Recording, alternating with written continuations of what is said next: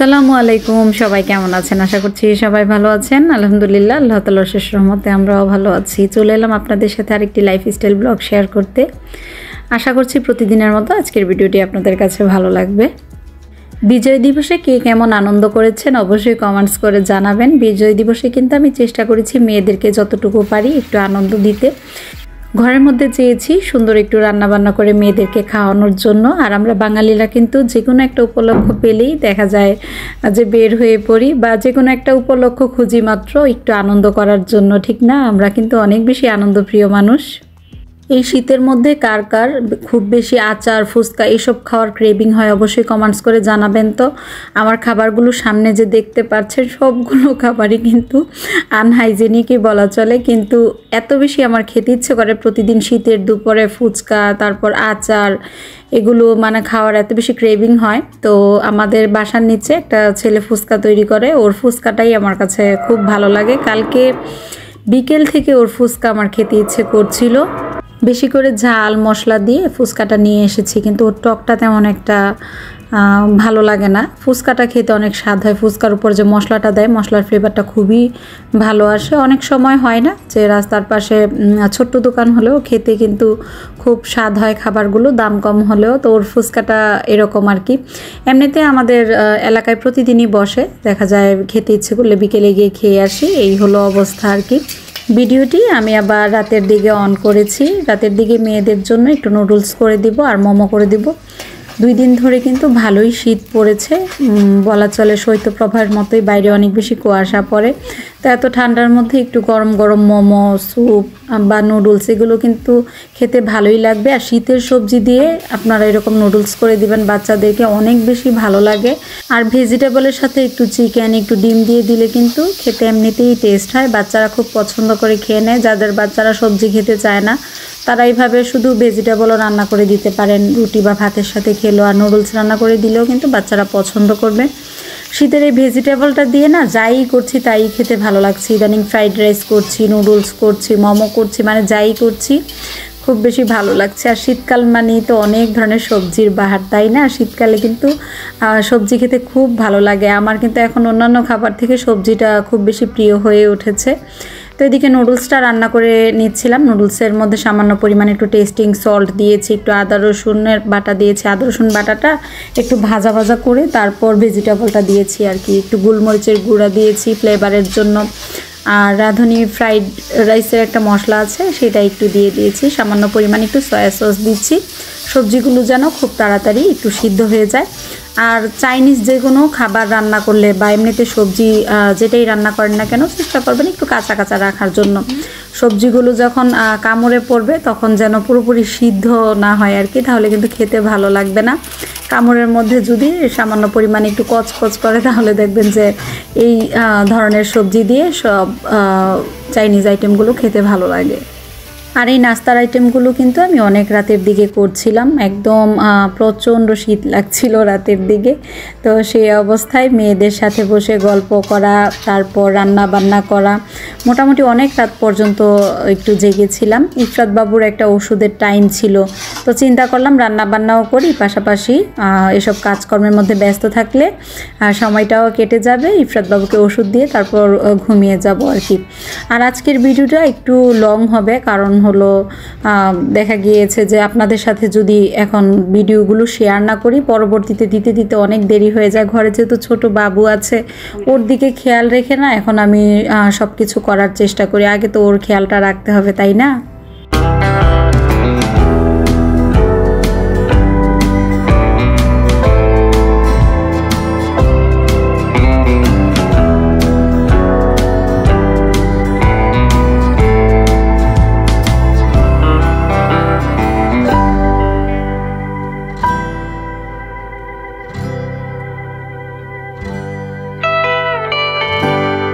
নুডলসটা একদম সিম্পলভাবে রান্না করেছি, কিন্তু খেতে পুরো রেস্টুরেন্টের মতোই হয়েছিল, অনেক বেশি ভালো লেগেছে।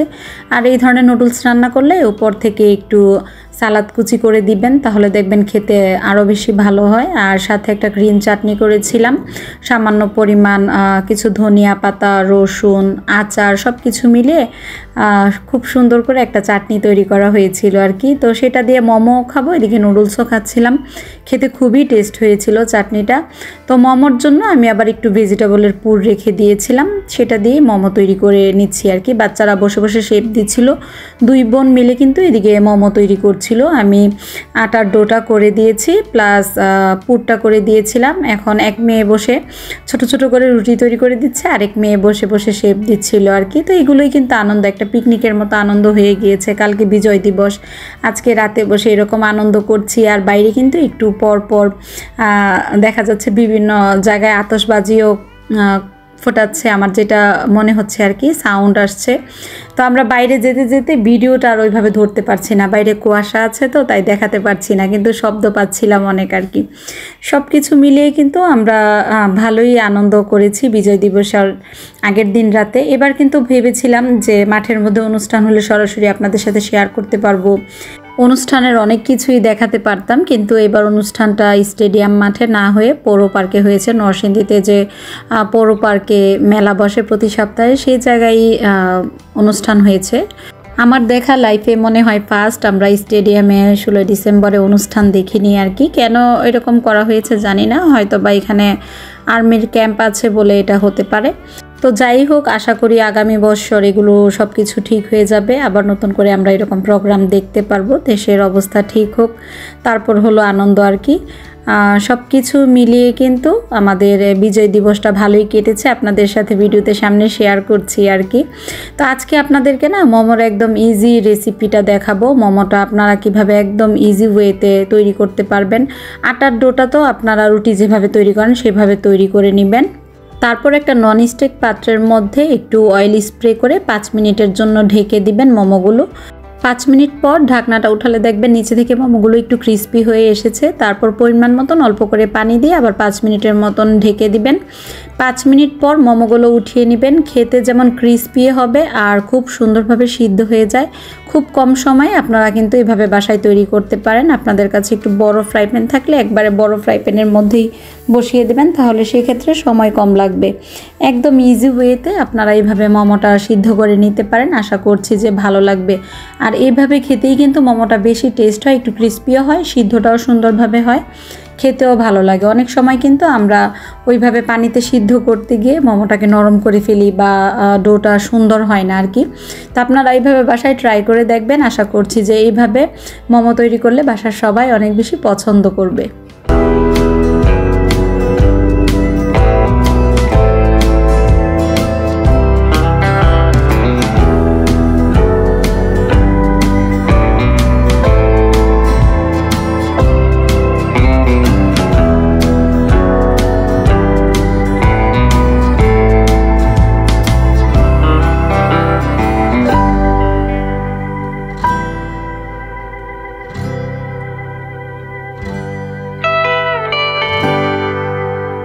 শীতের রাতে চা না খেলে কি জমে, সব কিছু তো খাওয়া হলো। এবার চা তৈরি করছে মেয়েরা। সামান্য একটু ডো বেশি হয়েছিল, সেটা দিয়ে 3টা ছোট ছোট পরোটা তৈরি করেছে, আর এদিকে চা তৈরি করেছে মশলা দিয়ে।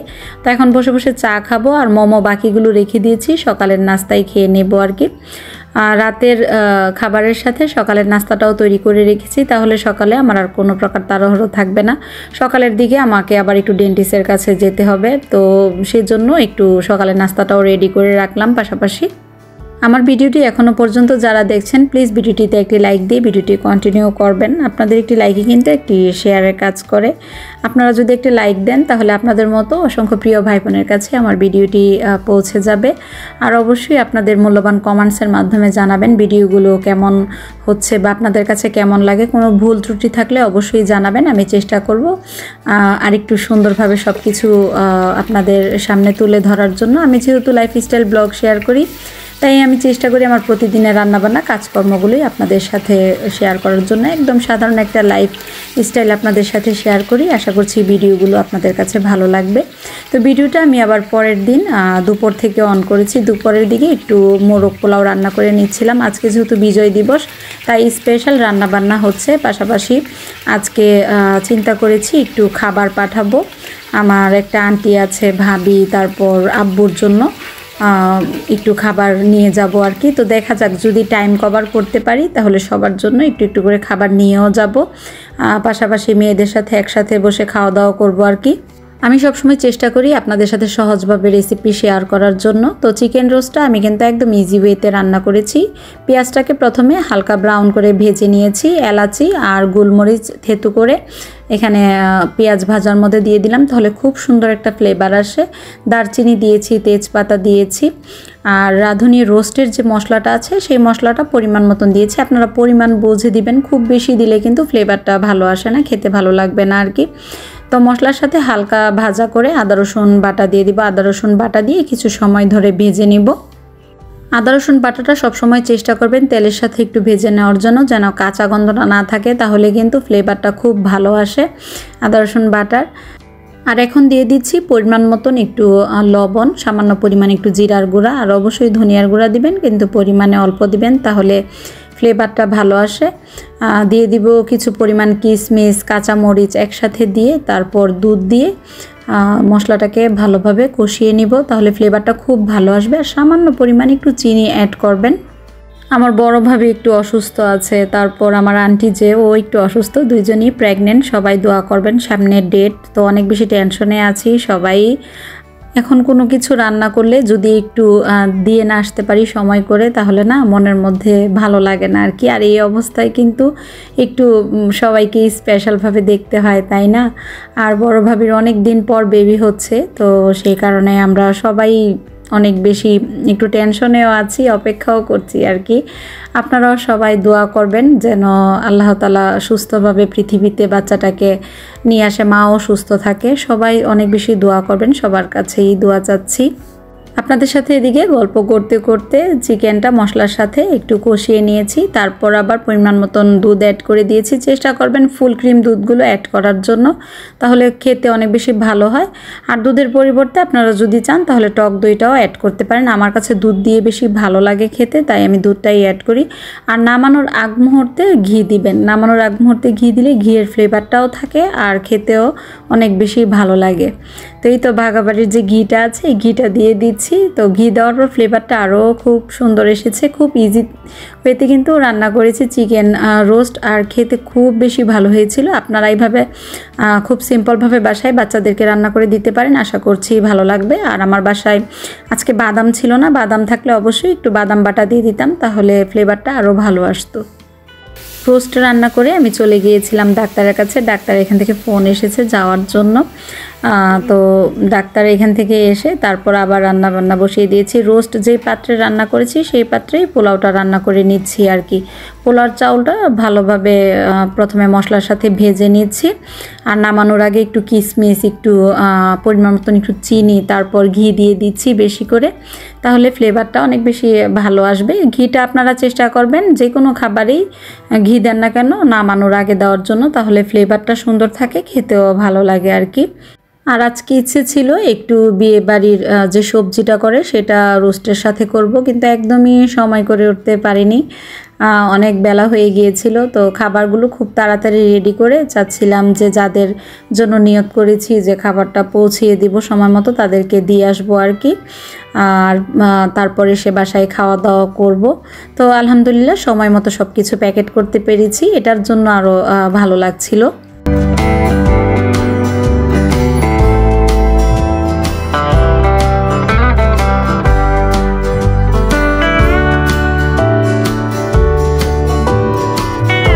দুপুরে খাওয়া দাওয়া শেষে একটু রেস্ট নিয়ে তারপর সন্ধ্যার দিকে রেডি হয়ে গিয়েছি। একটু বাইরে যাব, মেয়েদেরকে নিয়ে একটু ঘুরে আসব। পাশাপাশি ইফরাত বাবু অনেক বেশি কান্না করছিল, চেয়েছিলাম আজকে যেন না বের হই, মানে রেস্ট নিতে ইচ্ছে করছিল, কিন্তু বাচ্চারাও একটু বাইরে যাওয়ার ইচ্ছে আছে। তারপর ইফরাত বাবুও কান্না করছিল, তো চিন্তা করলাম বাইরে যেহেতু সুন্দরভাবে সাজিয়েছে, বাচ্চাদেরকে নিয়ে একটু ঘুরিয়ে আসি। আর পুরোটা শহরই কিন্তু খুব সুন্দর করে সাজিয়েছে। আপনাদের সাথে তেমনভাবে হয়তোবা তুলে ধরতে পারছি না, সরাসরি দেখতে বেশি ভালো লাগছিল আর কি, রাতের ভিডিও তো। তারপরও যতটুকু পেরেছি একটু একটু করে ভিডিও করেছি নরসিংদী শহরটা। আশা করছি আপনাদের কাছে ভালো লাগবে। আর নরসিংদী থেকে কে কে আমার ভিডিও দেখেন অবশ্যই কমেন্টস করে জানাবেন। তো দুইজন আপু আছে দেখেছি রেগুলার কমেন্টস করেন, এবং ওনারা নরসিংদীরই, আমি যতটুকু বুঝতে পারছি ওনাদের কমেন্টস পড়ে। তো আমার কাছে কিন্তু খুব বেশি ভালো লাগে। ভিডিওটি লং হওয়াতে আপনাদের কাছে কি কোনো কারণে বোরিং লাগছে? আশা করছি যে আজকের ভিডিওটি বোরিং লাগবে না, যেহেতু আপনাদের সাথে একটু একটু করে আমি চেষ্টা করছি ছোট ছোট শর্ট ভিডিও করেই সব কিছু শেয়ার করার জন্য।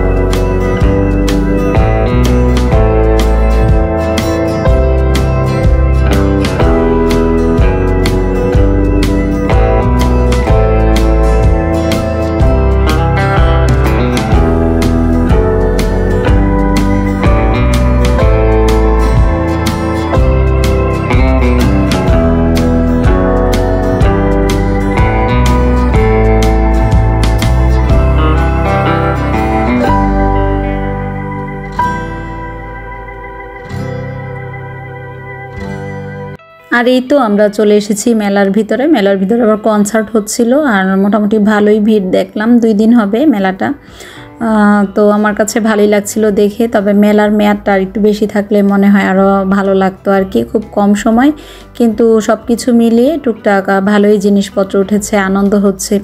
আর মানুষ শুধু এখন আনন্দের জন্য একটু যে কোনো একটা অপশন খুঁজে, আর কিছুই না, শুধু একটু আনন্দ খুঁজে, মানুষের ভিড় দেখতে চায়। আর এইসব দেখার মধ্যেও কিন্তু আলাদা একটা ভালো লাগা কাজ করে, কারণ আমরা ঘরের ভিতর থেকে কিন্তু মোটামুটি একটু বোরিং ফিলও করি। তো ওইদিকে আমি তো গাছপ্রেমী, গাছই দেখছিলাম একটু বেশি বেশি করে, পাশাপাশি আপনাদের সাথে শেয়ার করেছি। আর বেতের দেখলাম অনেক কিছু, তারপর পাটের সুন্দর সুন্দর দেশীয় জিনিসপত্র উঠেছে। তো এইগুলো দেখেও না আমার কাছে খুব ভালো লাগছিল, একটু আনকমন লাগছিল আর কি। আর এখানে অনেক বেশি পিঠার আয়োজন ছিল, খাবারের আয়োজন ছিল। তারপর মাটির জিনিসপত্রের দোকান ছিল। মাটির জিনিসপত্রও কিন্তু আমার কাছে খুব বেশি ভালো লাগে, ঘর সাজাতে খুব বেশি ইউনিক মনে হয় আমার কাছে, কম বাজেটের মধ্যে। তারপর এদিকে শীতের যে ফুল গাছগুলো ছিল সেগুলো বারবার দেখছিলাম আর কি। আর কিছু ফুল গাছও আমার কেনার ইচ্ছা আছে, যদি এখান থেকে আমি একটু কমে পেয়ে যাই তাহলে কালকে এসে নিয়ে যাব। আজকে যেহেতু ইফরাত বাবুর সাথে আছে, আজকে এরকম কোনো কিছু হাতে নেওয়া যাবে না। তো যাই হোক, এখানে দেখছিলাম স্যাফরন স্যুপ, হোমমেড যে স্যুপগুলো আছে আর কি, ওনারা বিক্রি করছিলেন। তো এগুলোর কোয়ালিটি আমার মনে হয় যে ভালোই হবে। এগুলো কিন্তু ওনারা পেজের মাধ্যমে বিক্রি করেন, তাছাড়া প্রতি সপ্তাহে মেলায় কিন্তু ওনাদের স্টল থাকেই। তো সেই কারণে আমি মনে করি যে কোয়ালিটি ভালোই হবে। প্রতি সপ্তাহে যেহেতু আমরা এখানে একটা মেলা পাচ্ছি, এখানে যে কোনো স্টলে এসে আমরা কোনো কিছু কেনাকাটা করলে পণ্যের মান আমি মনে করি যে কোয়ালিটি ভালোই থাকবে। ওনারা খারাপ কোয়ালিটির কোনো কিছু এখানে বিক্রি করবে না। মেলায় হাঁটতে হাঁটতে আমার একটা বোনের স্টল পেয়ে গিয়েছি, তো ওনার দোকানে দেখছিলাম আর কি সব পণ্য। ওনার পণ্যগুলো মোটামুটি ভালোই থাকে। আর বিড়ালটাকে সাথে করে নিয়ে এসেছে, সেটাকে একটু আদর করছিলাম আর কি। সব কিছু মিলিয়ে কিন্তু জমজমাট একটা মেলা বসেছে। আমরা নরসিংদী যারা আছি আশেপাশে, তারা বাচ্চাদেরকে নিয়ে এসে কিন্তু এখানে সন্ধ্যার পর খুব সুন্দর সময় কাটাতে পারেন। আর মাটির জিনিসপত্রের প্রতি আমার কেন জানি আলাদা একটা দুর্বলতা কাজ করে। তো এখানে একটা জগ দেখছিলাম, এই জগটাতে আমি মনে করি যে পানি খেলে একটু স্বাস্থ্যকর হবে, তো সেই হিসেবে আমার কিনতে ইচ্ছে করছিল আর কি। আর যে বাটনাটা আছে সেই বাটনাটাও দেখছিলাম আর কি, ভর্তা তৈরি করার একটা বাটনাও লাগবে। অনেক সময় হাতে তৈরি করলে দেখা যায় যে হাতটা জ্বলে, তো বাটনার মাধ্যমে তৈরি করলে ভালোই হবে। আমি কোনো সময় ওইভাবে ব্যবহার করিনি, কিন্তু ভিডিওতে দেখেছি অনেক আপুরাই ইউজ করেন। আর এই মেলার মধ্যে কিন্তু যারা শীতের পিঠা পছন্দ করেন একদম গরম গরম পিঠা পেয়ে যাবেন, স্ন্যাক্স পেয়ে যাবেন, স্ট্রিট ফুডগুলো পেয়ে যাবেন, তান্দুরি চা থেকে শুরু করে সব ধরনের খাবার কিন্তু এখানে মোটামুটি আছে। আপনারা সব কিছু মিলে খুব সুন্দর একটু সময় কাটাতে পারবেন বাচ্চাদের সাথে। আর একদিনই আছে মেলাটা। যারা নরসিংদীর ভিতরে আজকে আমার ভিডিওটি দেখছেন, যদি আমার ভিডিওটি সন্ধ্যার আগে আপলোড করতে পারি আর আপনারা দেখতে পারেন তাহলে আজকে সন্ধ্যার দিকে অবশ্যই চলে যান। আশা করছি খুব সুন্দর সময় কাটাতে পারবেন। তো এই তো হাঁটতে হাঁটতে এদিকে একটু মার্কেটে চলে এসেছি। মেয়েদের টুকটাক কিছু শীতের কেনাকাটা আছে সেগুলোই দেখছিলাম আর কি। পাশাপাশি ইফরাত বাবুর জন্য ছোট ছোট কেনাকাটা করেছি। আর মেলা থেকে ওইভাবে কিছু খাওয়া হয়নি। মেয়েদেরকে বলেছিলাম ফুচকা তান্দুরি চা এগুলো খেতে, তো ওরা খাবে না, ওরা এখানে আসবে বলছে। তো চিন্তা করলাম বাচ্চারা যেখানে যেতে চায় সেখানেই নিয়ে যায় আর কি। আমার মনটা একটু খারাপ ছিল, আমার ইচ্ছে করছিল আজকে মেলা থেকে চা খাওয়ার জন্য, একটু ফুচকা খাওয়ার জন্য। তো বাচ্চারা কিন্তু পাশাপাশি না বসলে ওইভাবে আর খাওয়া হয় না।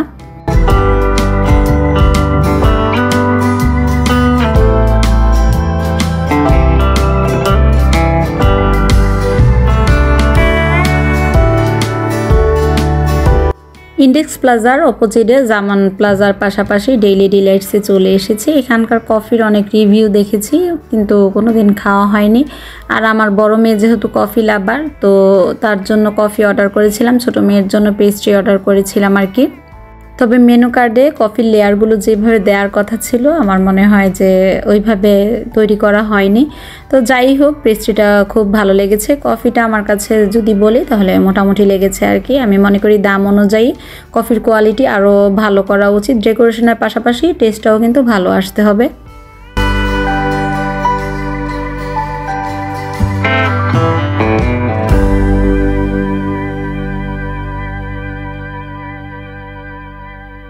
বাচ্চারা পেস্ট্রি খেতে এত বেশি ভালোবাসে, চিন্তা করছি কেকের সব উপাদানগুলো না আমার ঘরের ভিতর রাখবো আর এরকম করে বাচ্চাদেরকে কেক তৈরি করে দিব। তো আমার মেয়েরা কিন্তু মোটামুটি খুব সুন্দর সময় কাটিয়েছে। আমি এদিকে ইফরাত বাবুকে নিয়ে হাঁটাহাঁটি করছিলাম, ও লাইটগুলো দেখছিল। সব কিছু মিলিয়ে কিন্তু আমাদের বিজয় দিবসটা খুব সুন্দর কেটেছে। আপনাদের কার কেমন কেটেছে অবশ্যই কমেন্টস করে জানাবেন। একটু ভিন্ন রকম কেটেছে, তারপরও কিন্তু ভালোই লেগেছে।